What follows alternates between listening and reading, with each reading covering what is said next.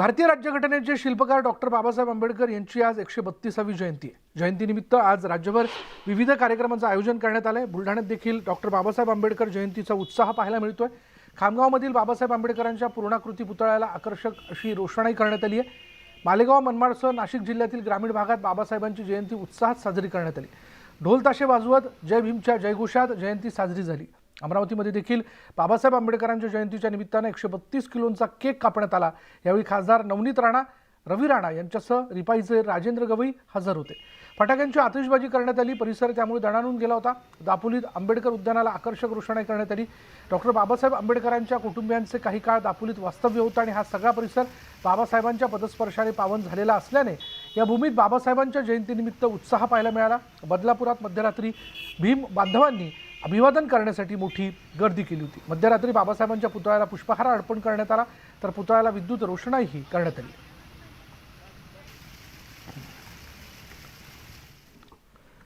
भारतीय राज्यघटनेचे शिल्पकार डॉक्टर बाबासाहेब आंबेडकर यांची आज 132वी जयंती आहे। जयंतीनिमित्त आज राज्यभर विविध कार्यक्रमांचं आयोजन करण्यात आले। सोलापुरात महामानव डॉक्टर बाबासाहेब आंबेडकर यांच्या जयंतीनिमित्त कलेच्या माध्यमातून अभिवादन करण्यात आलं। 10,131 फोटोंचा वापर करून बाबासाहेबांची भव्य प्रतिमा साकारण्यात आली आणि संभाजीनगरमध्ये देखील बाबासाहेब आंबेडकरांच्या जयंतीच्या निमित्तानं भीमसैनिकांनी एकत्र येत जल्लोष केलेला आहे। यावेळी बाबासाहेबांच्या पुतळ्याला अभिवादन करण्यासाठी बांधवांनी गर्दी केली होती। भिवंडीमधील वराळदेवी नगरमधील बाबासाहेब आंबेडकर जयंतीनिमित्त आकर्षक देखावा साकारण्यात आला। यावेळी बाबासाहेबांच्या जन्मस्थळाचा देखावा उभारण्यात आला होता। देखावा पाहण्यासाठी नागरिकांनी गर्दी केली होती। तर बुलढाणा आणि नांदेडमध्ये मध्यरात्री 12 वाजता फटाक्यांची आतिषबाजी करत भीम जयंती साजरी करण्यात आली। यावेळी जय भीमच्या जयघोषानं परिसर दमदमून गेला होता। तर सोलापूरमध्ये देखील बाबासाहेब आंबेडकरांच्या जयंतीच्या निमित्तानं शहरातील गुरु नानक चौकातल्या तैलचित्राला रोषणाई करण्यात आली होती। या ठिकाणी बाबासाहेबांच्या कार्याचा आढावा घेणारी माहिती लावण्यात आली होती।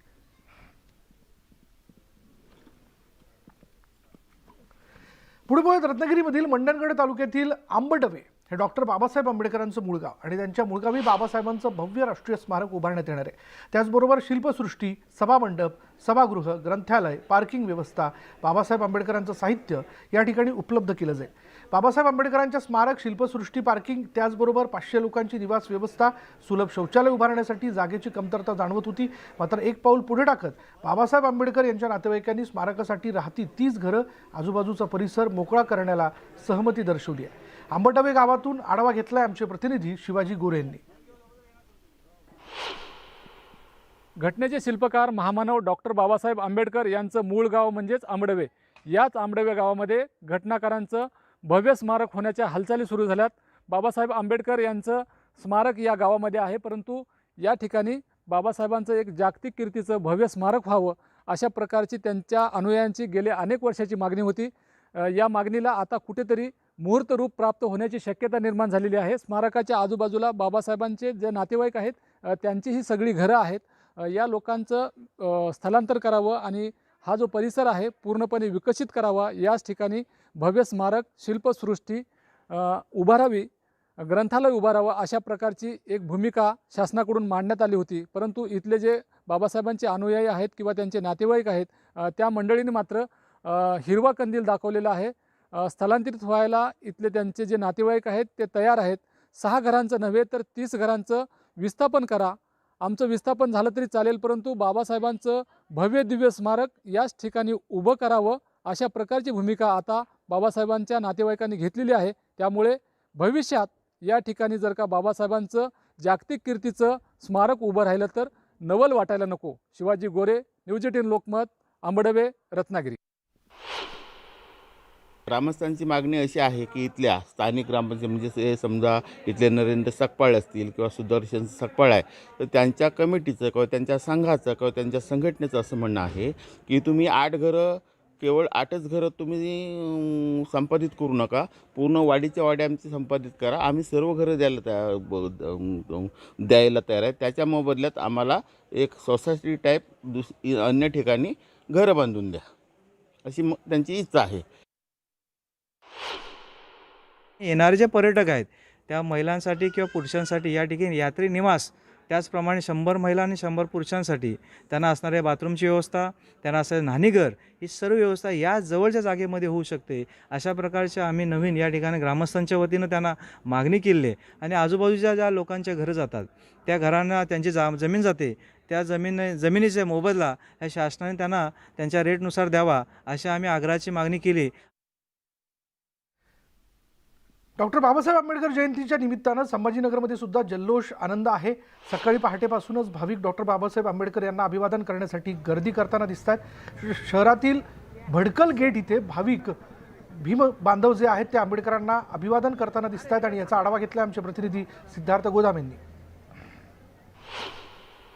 छत्रपती संभाजीनगरमध्ये सुद्धा डॉक्टर बाबासाहेब आंबेडकर यांच्या जयंतीनिमित्त उत्साह आहे, उल्हास आहे, जल्लोष आहे. आपण बघतोय भडकल गेटला डॉक्टर बाबासाहेब आंबेडकरांचा पूर्णाकृती पुतळा. या ठिकाणी दरवर्षीच्या प्रथेप्रमाणे मोठ्या प्रमाणात भीमसैनिक असतील किंवा डॉक्टर बाबासाहेब आंबेडकरांच्या विचाराला मानणारे खूप मोठ्या प्रमाणात समर्थक या ठिकाणी येतात. सकाळी 6 वाजल्यापासून दर्शनाला सुरुवात झालेली आहे. आपण बघतोय खूप मोठ्या प्रमाणात लोक या ठिकाणी येऊन डॉक्टर बाबासाहेब आंबेडकरांना सकाळपासूनच अभिवादन करतात. संध्याकाळी रॅली असते. मात्र आता बघतोय आपण अभिवादनाला जे आहे या ठिकाणी गर्दी जमायला सुरुवात झालेली आहे. काय म्हणाल सकाळी सकाळी डॉक्टर बाबासाहेब आंबेडकरांना अभिवादन? खरं तर महिलांचं जीणं माणसासारखं करणारा नेता कोण असेल तर भारतरत्न विश्वरत्न डॉक्टर बाबासाहेब आंबेडकर आहेत आणि म्हणून त्यांना प्रथम अभिवादन केलं पाहिजे. तसं दररोजच आम्ही फुले शाहू आंबेडकरांना अभिवादन करतो, पण आज मात्र आपण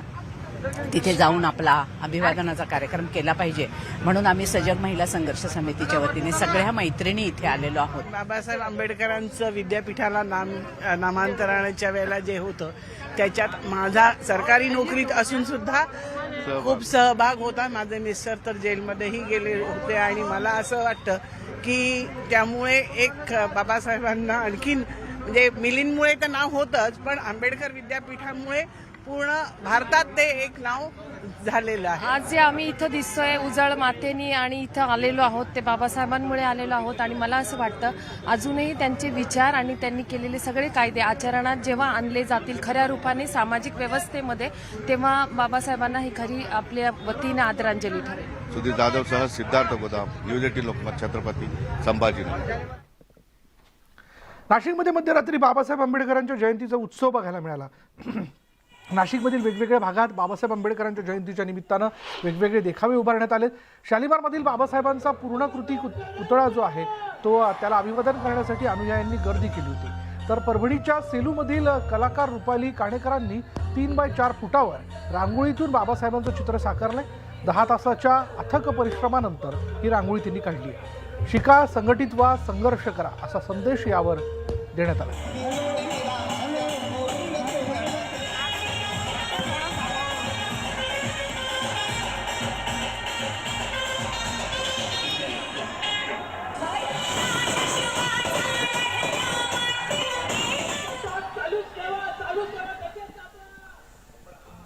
उमेश पाल हत्याकांड प्रकरणी असद अहमद याचं यूपी पोलिसांनी एन्काउंटर केलं होतं आणि आता या असदचं महाराष्ट्र कनेक्शन समोर आलंय. असद हा नाशिक आणि पुणे शहरात काही दिवस लपला असल्याचं समोर आलंय. महाराष्ट्र पोलिसांनी शोध सुरू केल्यानंतर तो दिल्लीला पळून गेला. अबू सालेमच्या मदतीनं असद महाराष्ट्रात लपला होता अशी माहिती समोर आली.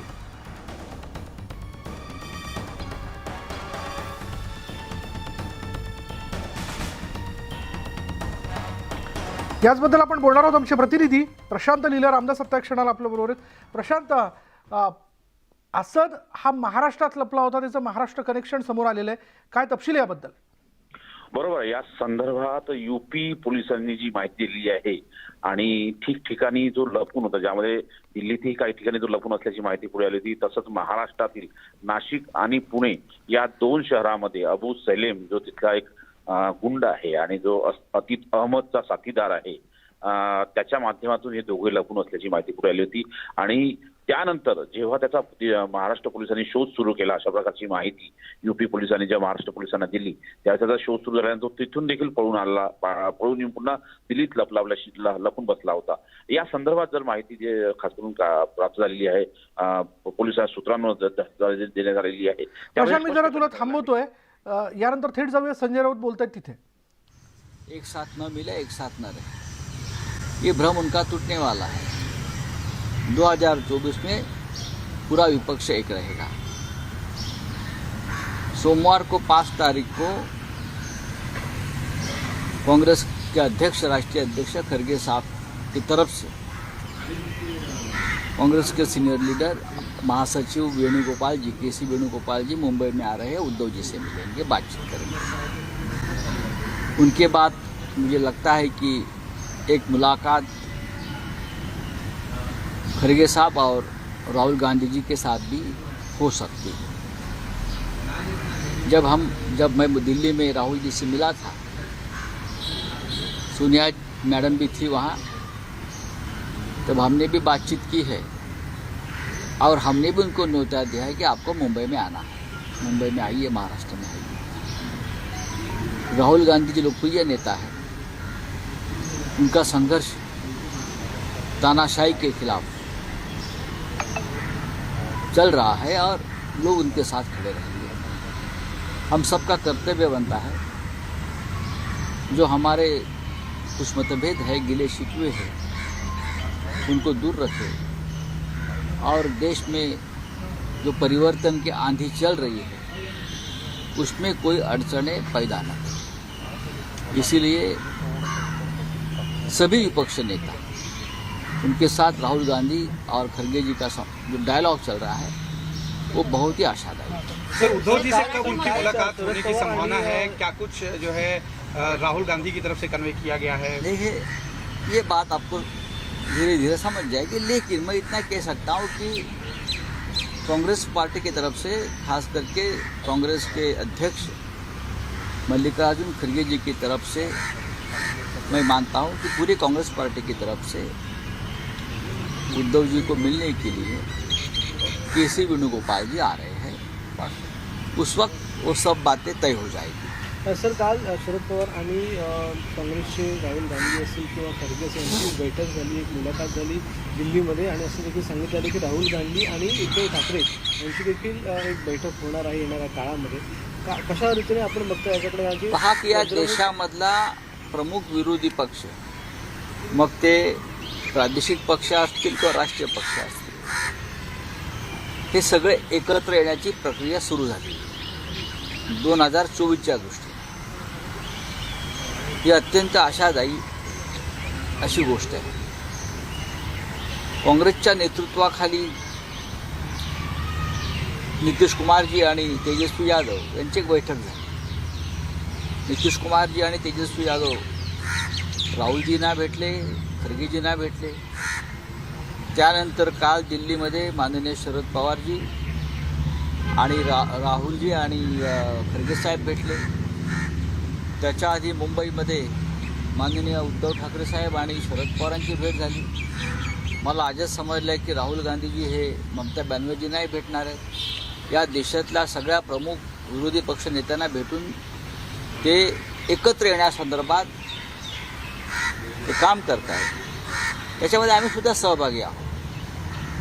मी सांगतो तुम्हाला की महाराष्ट्रात काय होईल। महाराष्ट्रामध्ये मी 48 पैकी 40 जागा जिंकू लोकसभेच्या, असं वातावरण आहे। मी माझ्या अलीकडच्या भेटीमध्ये राहुलजींना मी भेटलो दिल्लीमध्ये, सोनिया गांधीसुद्धा तिकडे होत्या, तेव्हाही आमची याच्यावर चर्चा झाली या राज्यातल्या राजकीय वातावरणाविषयी। आणि तेव्हाही मी त्यांना सांगितलं होतं की आपण महाराष्ट्रात यायला हवं, आपण सगळ्यांनी एकत्र बसून चर्चा केली पाहिजे। सोमवारी संध्याकाळी काँग्रेसचे महासचिव हे मुंबईत येऊन उद्धव ठाकरे साहेबांना भेटणार आहेत मातोश्री। त्याआधी मल्लिकार्जुन खरगे काँग्रेसचे अध्यक्ष यांचं आणि उद्धवजींचं दूरध्वनीवरून चर्चा झाली आणि आता वेणुगोपाल साहेब येत आहेत। त्या भेटीमध्ये बऱ्याच गोष्टी ठरतील भविष्यातल्या। राहुल गांधी येतील किंवा अजून काही कसं काय आपल्याला करायचं आहे तर काय चर्चा होईल।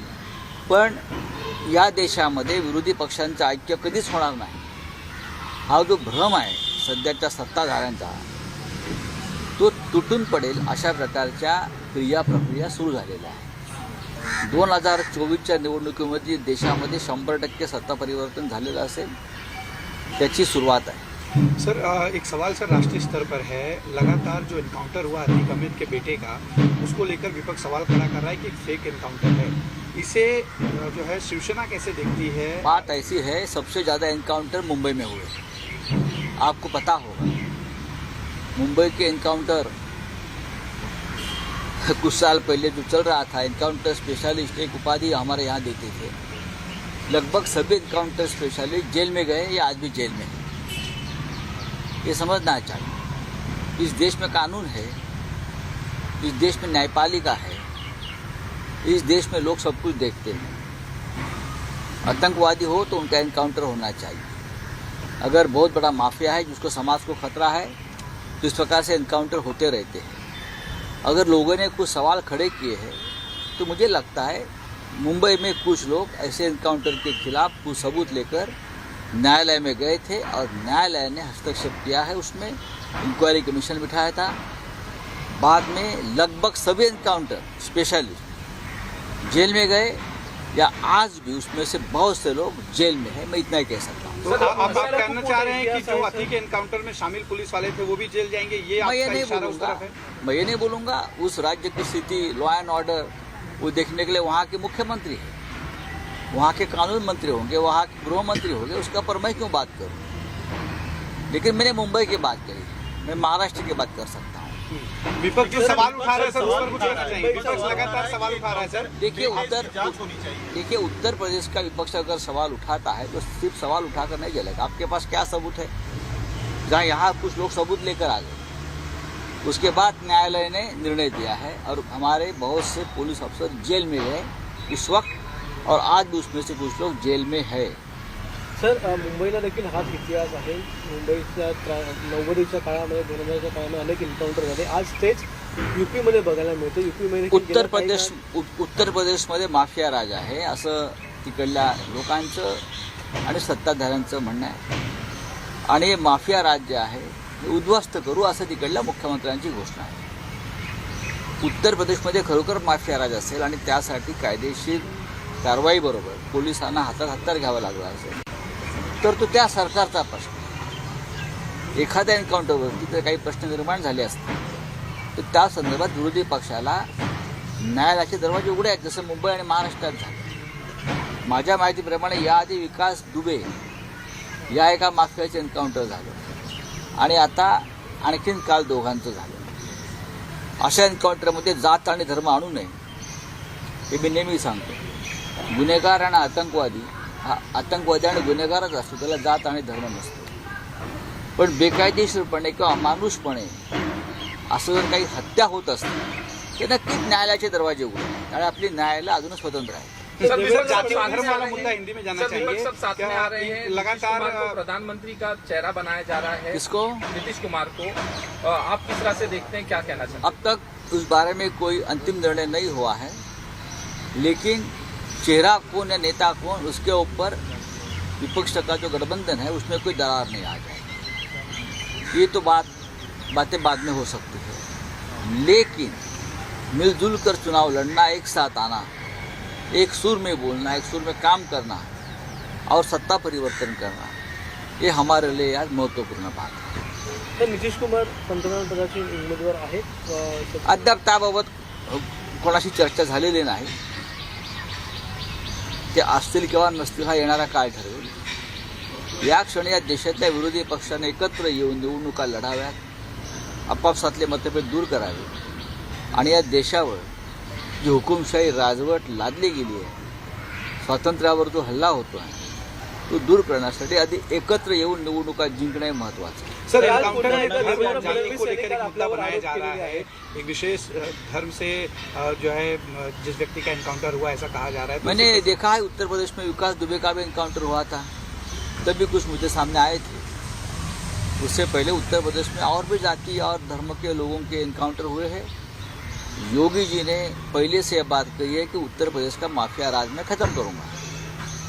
अगर राज्य के मुख्यमंत्री ने माफिया राज खत्म करने की बात की है तो उसमें जात और धर्म की बात नहीं होनी चाहिए. मैं इतना ही कह सकता हूँ. तर देवेंद्र फडणवीस यांनी काल पुन्हा एकदा एका कार्यक्रमामध्ये असं म्हटलं की सकाळी सकाळी संजय राऊत यांच्या घरी मीडियावाले आहेत, ते सकाळी सकाळी जर असं म्हणत असतील त्यांचे प्रेस कॉन्फरन्स होणार असेल किंवा ते आपलं मत व्यक्त करण्याचं महाराष्ट्र शांत कसं राहील. मी जर 10 वाजता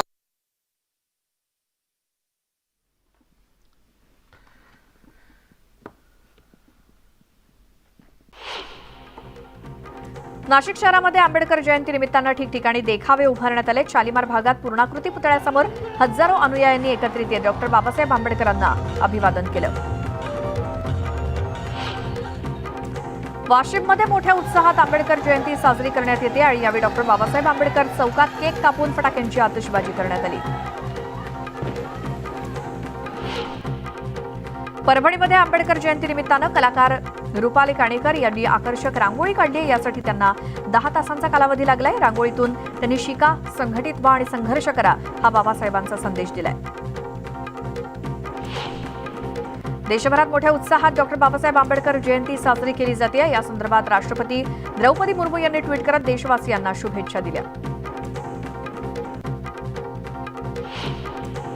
डॉक्टर बाबासाहेब आंबेडकर यांच्या जयंतीच्या पूर्वसंध्येला मुख्यमंत्री एकनाथ शिंदे यांनी चैत्यभूमीवरच्या तयारीचा आढावा घेतला आणि बाबासाहेबांना अभिवादन करण्यासाठी येणाऱ्यांची गैरसोय होऊ नये यासाठी शिंदेंकडून आढावा घेण्यात आला. तसंच इंदू मिलमधील बाबासाहेब आंबेडकरांच्या स्मारकाचं काम युद्धपातळीवरती सुरू असल्याचंही मुख्यमंत्री एकनाथ शिंदे यांनी सांगितलं. आनंदाच्या शिध्याचं शेवटच्या लाभार्थ्यापर्यंत वाटप झालंय की नाही याची खात्री करण्यासाठी मुख्यमंत्री एकनाथ शिंदेंनी व्हिडिओ कॉन्फरन्सिंगद्वारे लाभार्थ्यांशी संवाद साधला. बुलडाणा जिल्हाधिकारी कार्यालयाअंतर्गत येणारे लाभार्थी यामध्ये सहभागी झाले होते. डॉक्टर बाबासाहेब आंबेडकर यांच्या जयंतीनिमित्तानं राजगृह निवासस्थानी विद्युत रोषणाई करण्यात आली. बाबासाहेब आंबेडकरांच्या जयंतीनिमित्तानं हजारो आंबेडकर अनुयायी राजगृह निवासस्थानी भेट देत असतात. रत्नागिरी जिल्ह्यातील मंडणगड तालुक्यातील आंबडवे हे डॉक्टर बाबासाहेब आंबेडकरांचं मूळ गाव आणि त्यांच्या मूळ गावी बाबासाहेबांचं भव्य राष्ट्रीय स्मारक उभारण्यात येणार आहे. बुलढाण्यातही डॉक्टर बाबासाहेब आंबेडकर जयंतीचा उत्साह आहे. खामगावातील बाबासाहेब आंबेडकरांच्या पूर्णाकृती पुतळ्याला आकर्षक रोषणाई करण्यात आली आहे. मालेगाव मनमाडसह नाशिक जिल्ह्यातील ग्रामीण भागात बाबासाहेबांची जयंती उत्साहात साजरी करण्यात आली. ढोल ताशे वाजवत जय भीमच्या जयघोषात जयंती साजरी करण्यात आली.